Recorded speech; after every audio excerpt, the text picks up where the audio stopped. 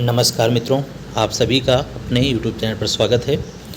इस वीडियो में देखेंगे यूपी ट्रिपल एससी के तहत जूनियर असिस्टेंट यानी कनिष्ठ सहायक की जो परीक्षा करवाई जाती है उसकी मुख्य परीक्षा का सिलेबस पाठ्यक्रम यही लिखा हुआ है। उत्तर प्रदेश अधीनस्थ सेवा चयन आयोग यानी यूपी ट्रिपल एससी कनिष्ठ सहायक यानी जूनियर असिस्टेंट मुख्य परीक्षा योजना और पाठ्यक्रम। चलिए देखते हैं कितने प्रश्न और कितने अंक के होते हैं, कितनी समयावधि होती है, जानते हैं बारी बारी से सभी बातें। सब्जेक्ट की भी बात करें अगर तो हिंदी परिज्ञान और लेखन योग्यता से 30 प्रश्न 30 अंक के आएंगे। सामान्य बुद्धि परीक्षण 15 प्रश्न 15 अंकों के।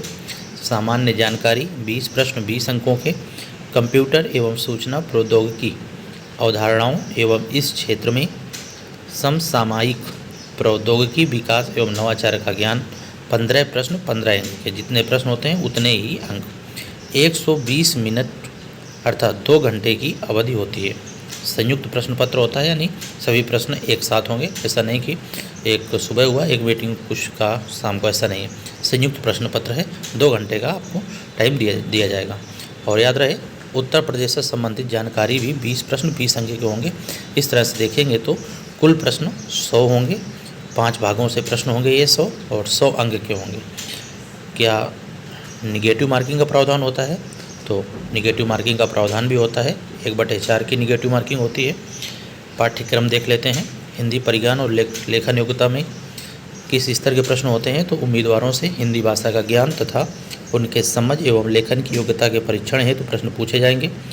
स्तर जो होगा वो उत्तर प्रदेश के इंटरमीडिएट परीक्षा के स्तर का होगा। सामान्य बुद्धि परीक्षण से इस परीक्षण का उद्देश्य किसी नई परिस्थिति के समझने, उसके विभिन्न तत्वों का विश्लेषण तथा पहचान करने तथा तर्क करने की योग्यता को मापना है। इस परीक्षण में ऐसे प्रश्न होंगे जो अनुदेशों को समझने, संबंधों, समानताओं तथा संगतताओं का पता लगाने, निष्कर्ष निकालने और इसी प्रकार की बौद्धिक क्रियाओं पर आधारित होंगे। सामान्य जानकारी से भी प्रश्न होंगे। इसके बाद बताया कंप्यूटर से भी प्रश्न आएंगे। कंप्यूटर में किस किस टॉपिक से आएंगे तो एक बार देख लीजिए।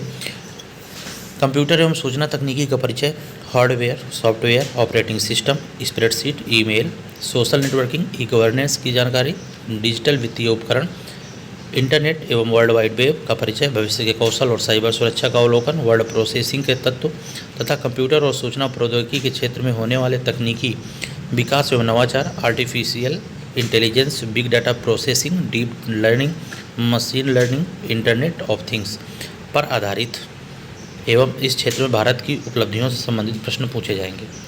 उत्तर प्रदेश राज्य से संबंधित जानकारी होनी चाहिए। टॉपिक भी दिए गए हैं। उत्तर प्रदेश का विशिष्ट ज्ञान, इतिहास, संस्कृति, कला, वास्तुकला, त्यौहार, लोक नृत्य, साहित्य, क्षेत्रीय भाषाएं, विरासत, सामाजिक रीत रिवाज और पर्यटन, भौगोलिक परिदृश्य एवं पर्यावरण, प्राकृतिक संसाधन, जलवायु, मिट्टी, वन, वन्यजीव, खान और खनिज, उत्तर प्रदेश की अर्थव्यवस्था, कृषि, उद्योग, व्यवसाय और रोजगार, राज्य व्यवस्था में प्रशासन तथा समसामयिक घटनाओं एवं विभिन्न क्षेत्रों में उत्तर प्रदेश राज्य की उपलब्धियों पर आधारित प्रश्न पूछे जाएंगे। यानी आपको यूपी का भी करंट अफेयर्स देखकर जाना पड़ेगा अगर आप मुख्य परीक्षा देने के लिए जा रहे हैं तो।